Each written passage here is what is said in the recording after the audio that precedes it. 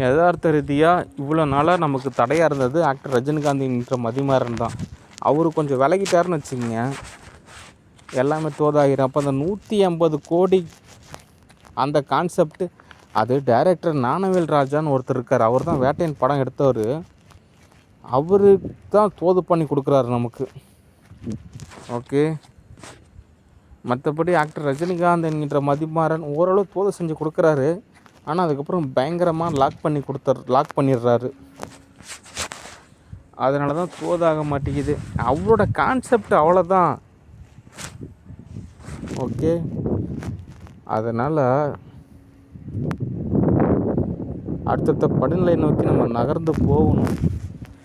Okay, இது இன்னும் கடைசியான தகவல் என்ன அப்படின்னா, சலுப்பு சங்கட்டமாக இருந்தாலும் சரி, விருப்பு வெறுப்பாக இருந்தாலும் சரி, யதார்த்த ரீதியாக அறிவியல் ரீதியான என்ன தகவல் அப்படின்னா, 1,00,000 படி அப்படின்ட்டு இருக்கிறப்போ நம்ம ஒரு 600 படி கடந்திருக்கோம். ஓகே, 1,00,000 படிக்கு மேலே போனால் தான் ஓரளவு தோதாகன்றது தான் யதார்த்தமான உண்மை. ஓகே, அதனால் உழைப்பு அப்படின்றது தான் மிகவும் அவசியம்.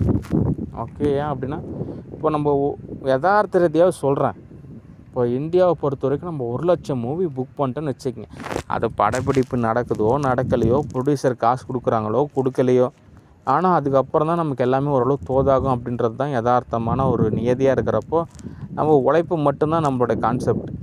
ஓகே, அந்த பகவத்கீதையில் சொன்ன மாதிரி தான், கடமையை செய் பலனை எதிர்பார்க்காதே அப்படிம்பாங்களே, அந்த மாதிரி தான் நம்ம ஒரு பணிவாக நம்ம சரிங்க அப்படின்னு சொல்லிட்டு நம்ம வேலையை செய்கிறது தான் நம்மளோட யதார்த்தமான யூனிவர்சிட்டி கிளாஸான பக்குவ நிலை. ஓகே, அதனால் கடமையை செய்வோம், பலனை எதிர்பார்க்க வேண்டிய அவசியம் கிடையாது. பலன் அப்படின்றது தானாகவே கிடைக்கும், நிறையாவே கிடைக்கும் அப்படின்றது தான் மிகவும் யதார்த்தமான ஒரு உண்மை. ஓகே, சரி, எரர் ஏற்படுத்தாதீங்க, அடுத்தடுத்த படிநிலையை நோக்கி நகர்ந்து போகணும். ஓகே, சரி, டிஎஸ்டிஎஸ் பிரைவேட் லிமிடெட் கம்பெனிஸ், நன்றி, வணக்கம், பாய்.